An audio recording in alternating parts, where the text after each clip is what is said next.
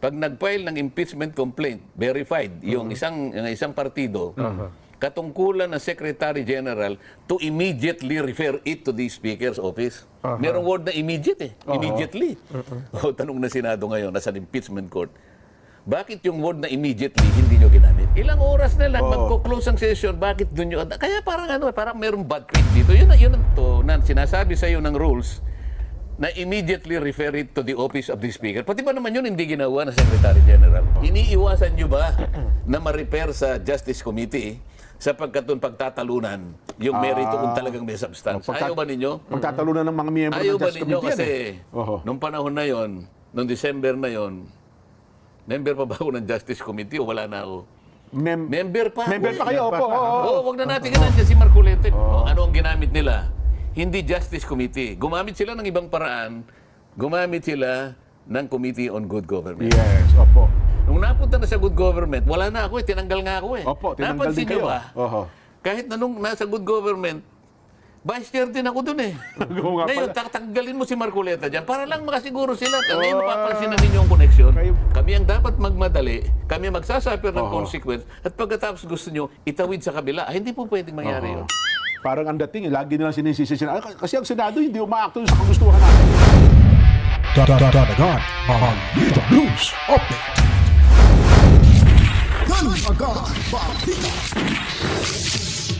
Alright, welcome back mga kabitan. Magandang buhay. Nagbabalik na naman ho tayo para ho maglahad na naman ng panibagong reaksyon, opinion, suhestyon sa ating mga nakakalap na may mga balita mula ho sa mainstream media at sa mga social media outlets mga kabalitaan. Ngayon po ay pag-uusapan ho natin itong patungkol sa impeachment at pagpasok ko ng 20th Congress.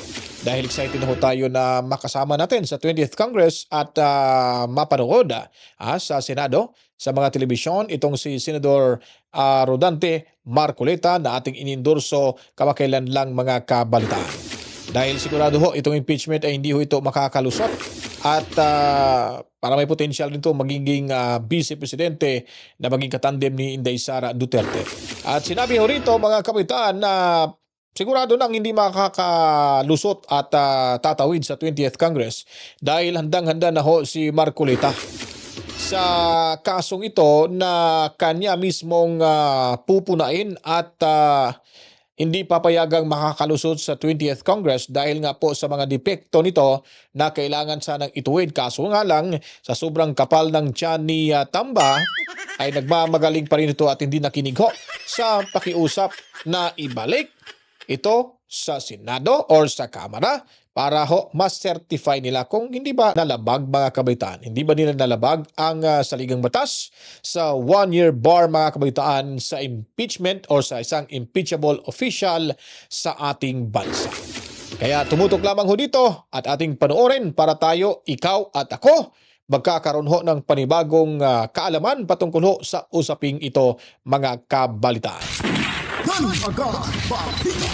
Bago pa buong lahat, huwag kalimutan, paliguan na maraming likes, buhusan na maraming komento, reaksyon, opinion, suhestyon ang video ito sa inyong panonood hanggang matapos. I-share nyo rin po para malabanan ang mga gustong gumurgor sa ating munting bahay. Simple lamang ho inyong gagawin, buksan nyo na ang notification bell. At of course, hindi pa po nakapag-subscribe, mga bagong salta, subscribe na mga kabalitaan. Ipinlano nyo pa kanya na i-file ninyo hours before the close of the third regular session. Doon kami nagtataka, sabi ng Senado eh. May tatlo ng anong ginawa nyo doon sa tatlo? Kayo nga Na-pending ho yung tatlo, tsaka yung pang-apat lang. Inupuan ninyo yung tatlo. Bakit? Ikakatwiran nila. Ba, hindi naman namin yan. Teka muna, anong ginawa nyo? Sapagkat kung isasalang-alang ninyo ang inyong rules, kapag binasa ninyo ang rules ninyo, ang nakalagay doon, kapag ka nagsumite, pag nag-file ng impeachment complaint, verified, yung isang partido, katungkulan ng Secretary General to immediately refer it to the Speaker's office. Merong word na immediate eh. Immediately.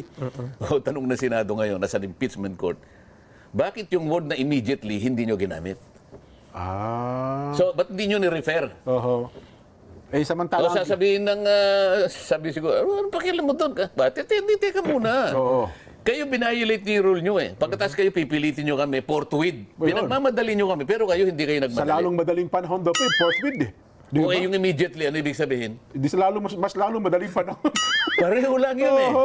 Ano may katwira? Sabi niya, nakalagay, the Secretary General shall immediately refer it to the office of the Speaker. Ngayon, tatlo dyan ang ipinail noong December. May panahon pa eh. Ngayon, ang tanong ko sa inyong dalawa ngayon, bakit ang Secretary General, despite the fact noong January 10, 2025, sinabi niya na i-repair niya na sa office of the Speaker, bakit hindi nangyari? Hindi pa rin na-repair. Bakit walang explanation? Bakit ngayon bigla ninyong naisip, nung pa naman dun sa closing hours na, Oho. patapos na Yung tayo. magsisesyon na, closing na rin session eh. Ilang oras na lang magko-close ang session, bakit dun yun? Kaya parang parang merong bad faith dito. Yun sa tingin ko, yun ang damdamin ng outgoing Senate. Oho. Kaya nga ang kanyang pahayag teka muna, ibalik niya muna natin. Wala pa i-attest ninyo kung wala kayong paglabag Oho. sa one-year ban rule. Kasi, alam mo dyan, nakalagay sa ating batas, isa lang na impeachment ang ipapile mo. Sa isang impeachable official, kada taon. Opo, 2024, tatlo. Hindi naman namin ginalaw. Kaya klasipikado na wala pang naipile. Hindi. Salita mo lang yan. Ang tanong namin, ba't hindi mo nga ginalaw? Kasi parang sinadya mo eh. Nananadya ka eh. Oho. Kaya ang tanong kasi doon, kailan ba talaga nagsisimula yung day one, Sen, nung pagtanggap ng impeachment? Kasi andun ang pagtatalo eh. Kasi akala niya, di ba, nung Palagay tinanggap mo sa... na. Sasabihin niya, ang pagsimula talaga, yung Matindi talaga yung utak ni Senador Marcoleta. Doon, tama ho yung sinabi niya doon. Sabi nga daw, may tatlo na, nauna. Hindi daw ginalaw. Kaya ang tanong ni Senador Marcoleta, ba't di mo ginalaw? Naka-file na ho yun dyan sa opisina mo, ba't di mo ginalaw? Tatlo na yan. Talagang nananadya ka. So napakaganda ho yung punto dito ni Senator Marcoleta. At kung ito ay gagamitin niya sa debate diyan, kung talagang matutuloy ho, kasi pagdidebatehan pa ho yan, kung itutuloy ba sa 20th Congress, malamang isa ho ito sa gagawing bala ho ni Senador Marcoleta. At marami pang alam mo natin ngayon na hindi pa ho siya nakaupo diyan kasi naghihintay na June 30 yata yung July 1st yata. Bago ho sila makaupo diyan. Sigurado, may mga bala na ho ito. Kompleto na to si Senator Marcoleta. Kaya kampante ho tayo mga kabalitaan. Kampante ho ako. At si Sara kampante rin dahil nandyan ho. Marami ho. Ang Duterte block ay kompleto ho tayo diyan. Kumbaga, ibig nating sabihin, may numero ho tayo, may sapat na numero ho tayo diyan sa 20th Congress na mga kabalitaan. Kaya hindi natin ito taatan-tanan. At ipanalangin ho natin mga kabalitaan na kailangan magwagi at ibigay ni Lord yung pabor para kay VP Sara Duterte para sa ating para sa kanyang mga kababayan na naniniwala ho sa kanila. Kaya kailangan ho sa darating na 2028 presidential election, pumili na ho tayo. I-suggest ho natin to ni VP Sara. Kung maaari, pagpipilian si Senador Marcoleta, Senador Bongo, sabi ng ilang ating mga kababayan, si Attorney Vic Rodriguez, no? Meron pa tong iba eh. Malaki ho ang tsansya na magiging vice presidente ho itong si Senador Marcoleta. Basta tuloy-tuloy ho yung kanyang magandang performance. Kasi nasa tama ho ito.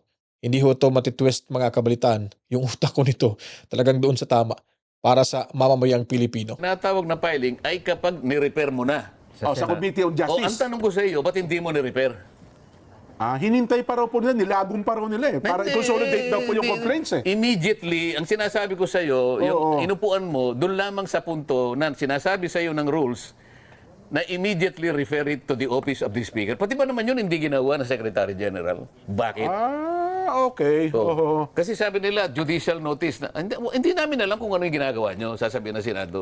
Hindi namin pwedeng ipakakahulugan na alam namin lahat kung anong ginagawa nyo. Sa amin lang, parang may bad faith. Kasi alam namin na ang tuntunin nyo, kapag kami nag-file ng impeachment complaint, verified, walang gagawin, ministerial on the part of the Secretary General to immediately refer it to the office of the Speaker. Ang tanong, tatlo yun. Bakit isa man doon, wala kang ni-repair? At Ang tatanong ngayon ang Senado, kaya nga, teka muna, kung kayo nga inupuan nyo ngayon kami pagmamadaliin mo. Sa tatlo bang yun, may mga endorser din, Congressman? Kasi parang... Meron! Lahat pala, Kompleto yun, may verified. nag-endorse. Merong endorser, kaya hindi mo pwedeng sabihin, kasi po, wala pong nag-endorse, kaya hindi namin ni-repair. Yung isa po, hindi verified, kaya hindi po namin Yung isa po, walang kakwenta-kwenta talaga, kaya hindi namin ni-repair. There should be an adequate explanation kung bakit Section 3 yun ang aming rules. Alam mo Opo, yun, oho. To immediately refer. Bakit kayo nagmamadali, pinamamadali nyo kami, pero yung word na immediately sa inyo, Nung tinanggap nila mula sa SecGen, opo.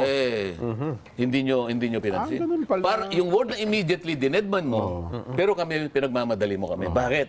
Okay. So makikita mo, dito sa pahayag ng pagkakasoli, teka muna, i-attest ninyo. Ibig sabihin, balikan ninyo yung pangyayari. Oho. Hindi ba? Paano po yun? Kasi sabi nila, hindi namin tatanggapin yung yung pagbabalik. Hindi nasa sa inyo yun. Huwag nyo tanggapin. Anong problema doon? Eh di ano ho yun? Parang anong mangyari? Deadlock ba?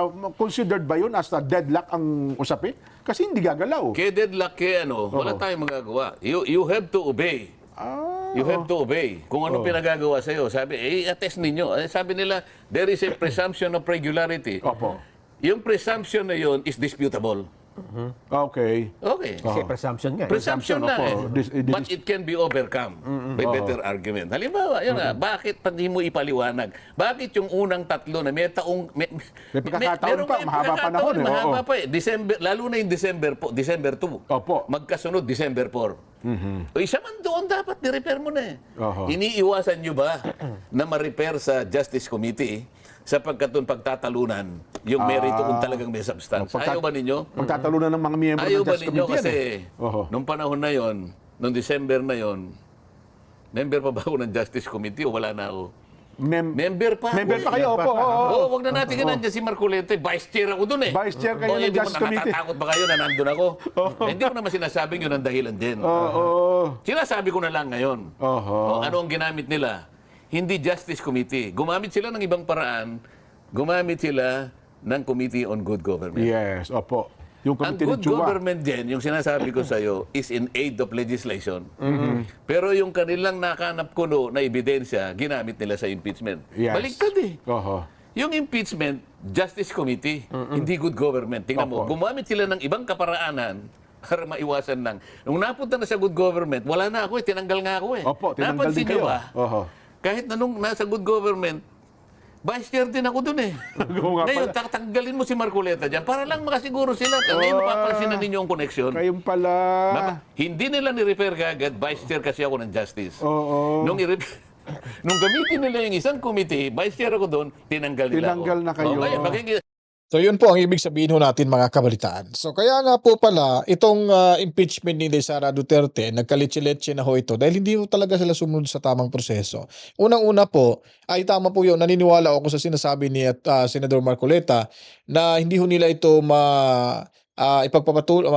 hindi ho nila ito may pagpatuloy kung andyan pa ho talaga sa mga komitiba na iyan, si Senador Marcoleta sa good governance, dyan sa Committee on Justice, kasi miyembro ho siya doon mga kabaitan at may karapatan ho siya, may kapangyarihan ho siyang didibatayhon yon at hindi pag-sangayunan kung impeachment yung pag-uusapan mga kabaitan laban kay VP Sara Duterte. Para ho matuloy at maganap itong impeachment na ma-impeach talaga si Sara Duterte, talagang tinuluyan ho si Senador Marcoleta, ito pala yung rason, ito pala yung kadahilanan.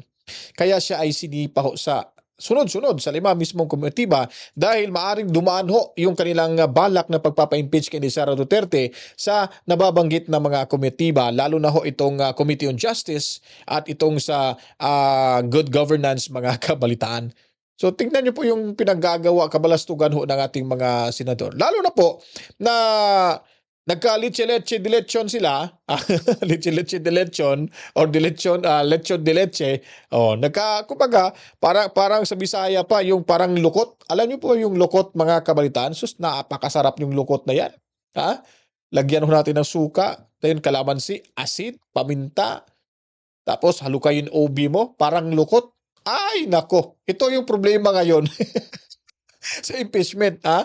Parang lukot na yung impeachment mga kabitan na hindi mo na alam kung saan lalabas yung pinakadulo nito kasi nga naiipit na nga sila sa sobrang sikip dahil natataranta na ho sila na nakitaan sila ng butas ng mga magigiting at matatalino ho nating mga senador na hindi ho nagpapadikta, nagpapagamit kahit tambaluslos mga kabalitaan. Kaya sila ay parang balisa na rin ho at atat na atat na akala nila madidiktahan yung mga senador ho natin.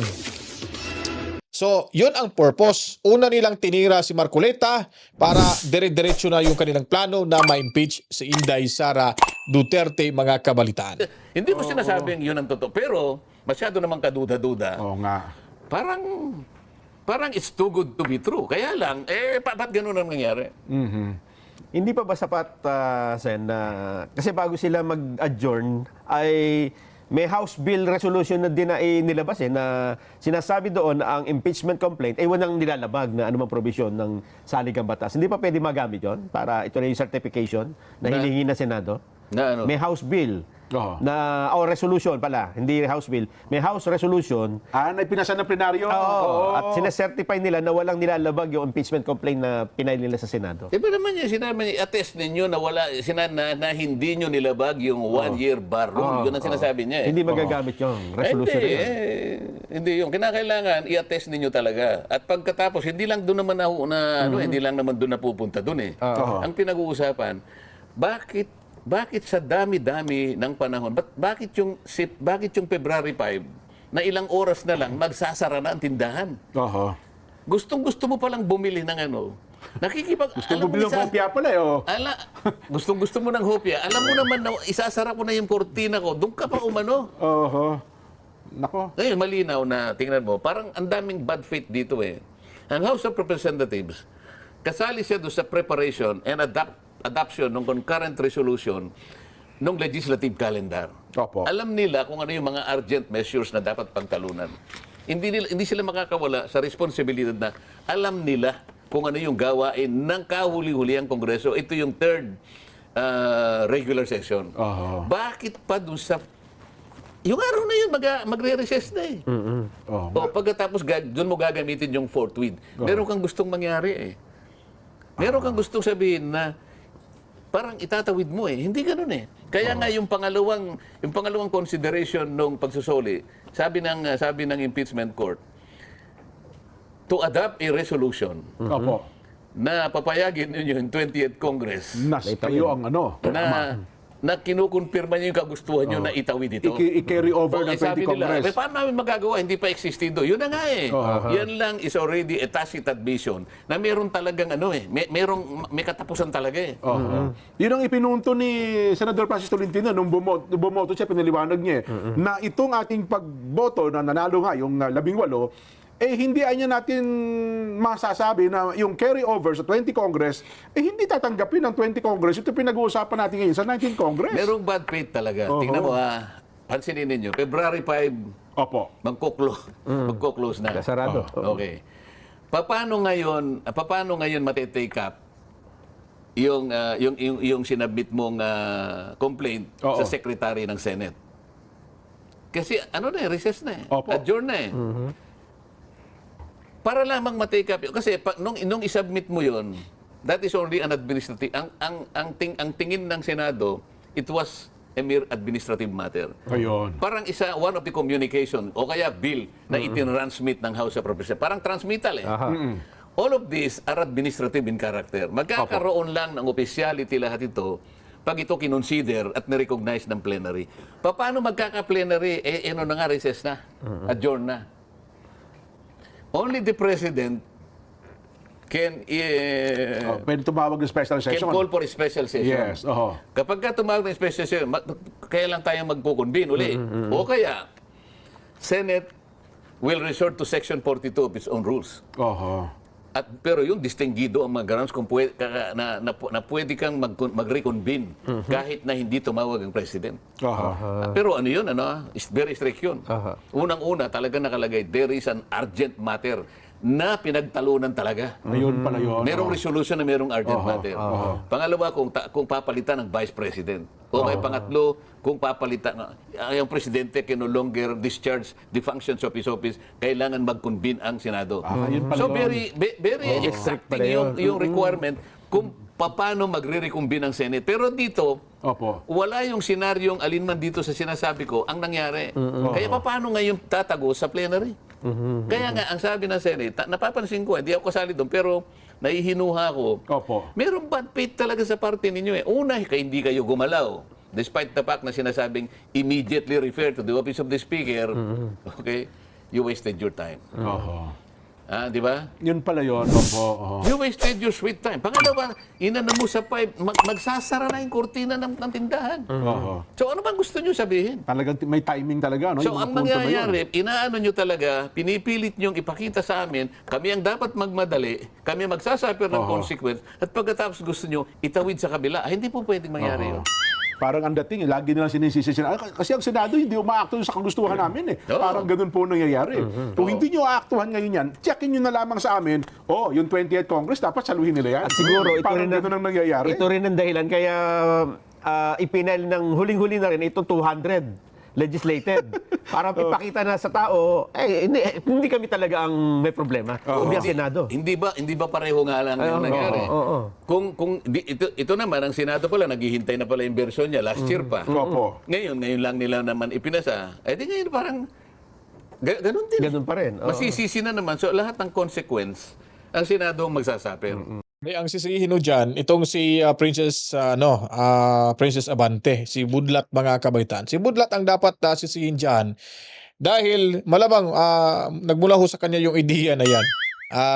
Tamba, huwag ka mag-alala. Papalabas ho natin na total, hindi naman ho sila kumagat sa ating pakiusap na magkaroon ho ng pag-uusap sabay kameral para tugunan yung 100 na taas para sa sahod, gawin natin 200. Pag hindi ho sila kumagat dito, yun, gagawa ho tayo ng vlog at ipapakita natin sa sambayan ng Pilipino. Yun ang ginawa ho ni Budlat mga kabaitan. Ano nga ba yung tawag sa isang isda na malaking mata? Guys, paki-comment nga sa baba kasi gagamitin ko. Inisip-isip ko kanina ko pa, ano ba yung pangalan ng isda ng malaking mata mga kabaitan? Tapos medyo malaki yung ulo. Tapos maliit yung katawan. Parang nakalimutan ko. Ilapag nyo nga guys yung pangalan ng isda. Hindi ko talaga maalala eh. Yun po, yun. Yung bagong hire po ng reyna na naman ho ng Maritesan dyan sa House of Retaliation. Meron na ho tayong reyna sa kasinungalingan dyan sa Malacanang. Ngayon, dumagdag pa rin ho sa problema yung kanilang hinahire ho na bilang reyna ng Maritesan mga kabaitan. Kasi mali-mali na naman yung pinagsasabi. Tinisod nga siya ni Senador Jingo Estrada dahil nga sa kanyang akusasyon na hindi daw pinansin, pinatay daw ng Senado yung wage hike bill mga kabitaan na yung version nila mula sa 100 sa Senado ay dadagdagan ng gagawing 200 ng Kamara. Ngayon parang gusto nila yatang bitagin yung Senado at ipamuka sa taong bayan. Tama ho yung sinabi ni Congressman Marcoleta, ni Senador Marcoleta dito mga kabalitaan. So dito ho natin makikita kung sino ho talagang matitinong leader sa ating bansa.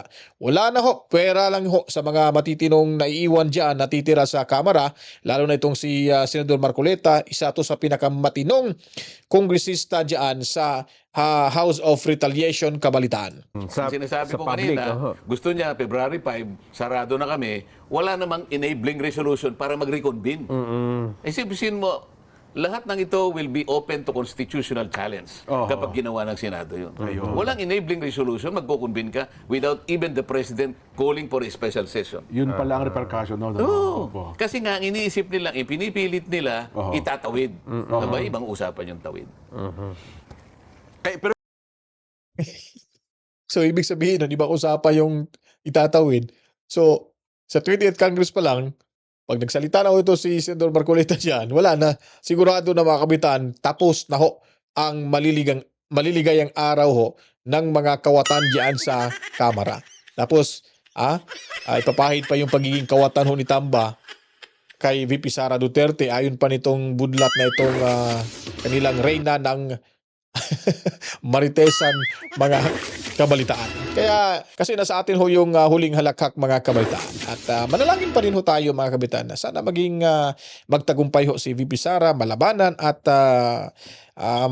makukuha na yung pabor at boto ho ng mga senador natin na sana ay makapag-isip din sila na yung, at alam naman talaga nila, may tiwala ho tayo sa mga senador ngayon, alam ho nila na ito ay pamumulitika, sadya talaga para wala na makakalaban na matibay na kalaban sa 2028 presidential election itong si Tambaluslos dahil sa sobra niyang kaambisyoso at ilusyonado mga kabalitaan. Kung sino pa yung kawatan, sino pa yung mambubudol, sila pa yung may lakas loob na pabagsakin yung matinong leader sa ating bansa, kabalitaan.